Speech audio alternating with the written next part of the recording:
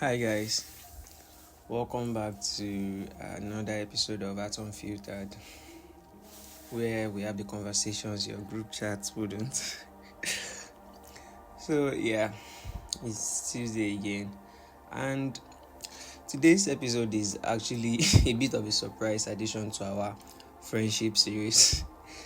I know that I said the last episode was a sequel, but I saw a comment under one of I think the last episode, yeah, I saw a comment under it that really got me thinking. And I guess that was what inspired this episode. Let me read it to you real quick. So the comment was, how about those people that have been seen and treated as too needy or attached, and now they are tired? Now they are used to not checking in or paying too much attention, and they don't expect check-ins from others either. They've given their all and they're now comfortable in that state. How about them? That is, and I replied, I think the question here should be, were they really your friends to begin with? Were they your tribe? What were the foundations of the friendship, and were they for the right reasons? That comment and my response back this hopefully final necessary conversation regarding this old friendship. So let's get into it. A lot of us became friends with people we had no business being close to, and deep down we knew it. We didn't become friends because of shared values or connections. Sometimes it was just timing, shared trauma, mutual friends, loneliness, or vibes. But the truth is, vibes don't sustain a relationship.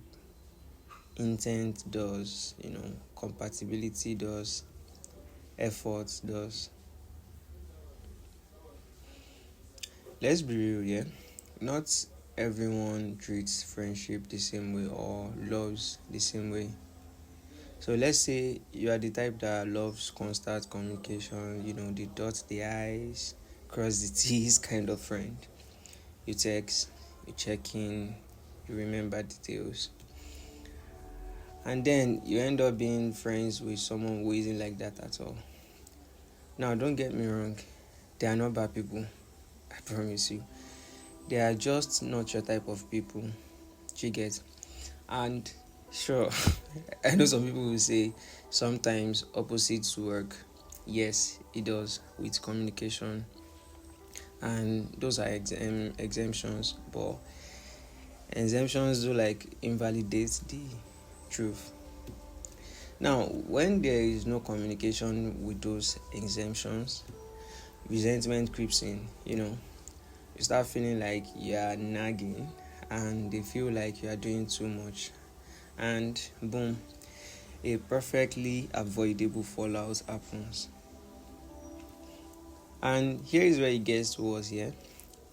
Instead of learning, some of us repeat.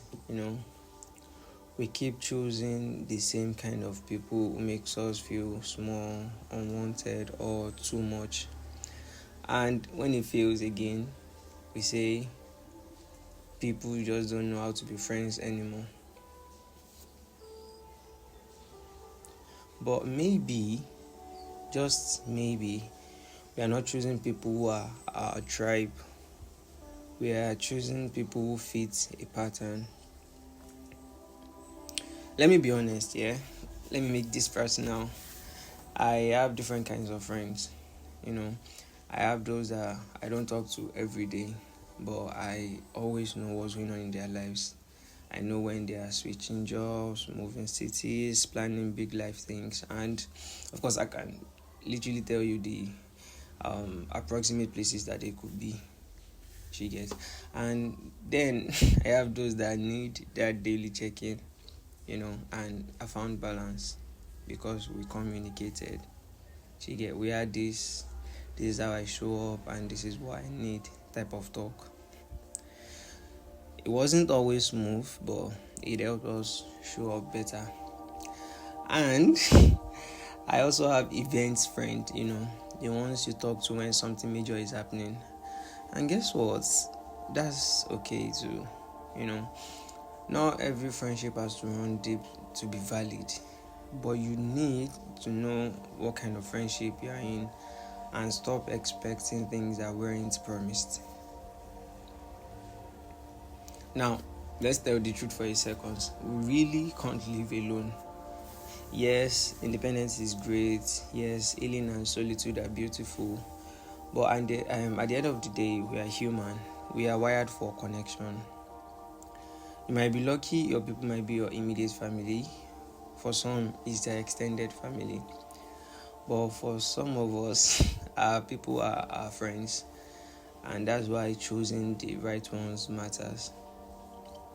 And there's this popular saying to back that up. If you want to go fast, go alone. If you want to go far, go with people. And it's true, really. Getting the right tribe makes the journey easier. I mean, think about it. Life is already hard. You are navigating career decisions, economic pressures, relationship, maybe even spiritual or personal growth. You shouldn't also have to carry the weight of friendships that drain you, confuse you, or make you feel small. Because, believe it or not, the quality of your friendships does impact your life. There is long-term impact, but there is also daily impact. Your mood, your decisions, your self-esteem, all of it can be traced back to who you keep around you. So friendship isn't just vibes, it's part of the architecture of your life. I would suggest we stop treating it like an afterthought. I also read somewhere that if you want to love or be in a friendship with no risk, then you should love nothing. That's talk, because there's always a risk. You might give your all and still get nothing back. But you can lower that risk by, being honest about why you are entering friendships in the first place. By making sure you are not hoping someone will become something they are not.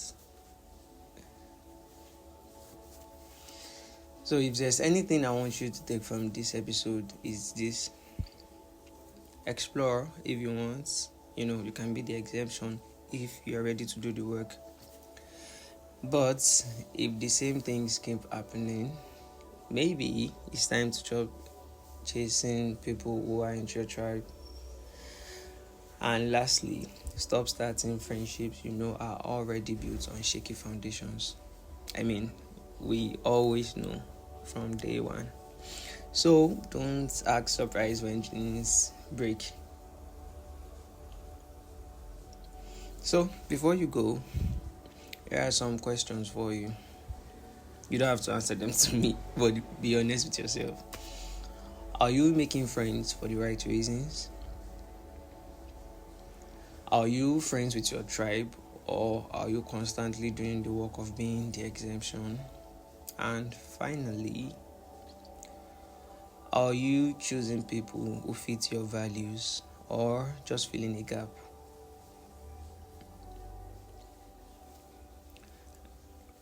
Quite frankly, I would implore us to do better, for ourselves and for the people we love. So, thank you for listening to another episode of Unfiltered. Catch you in the next episode. Bye.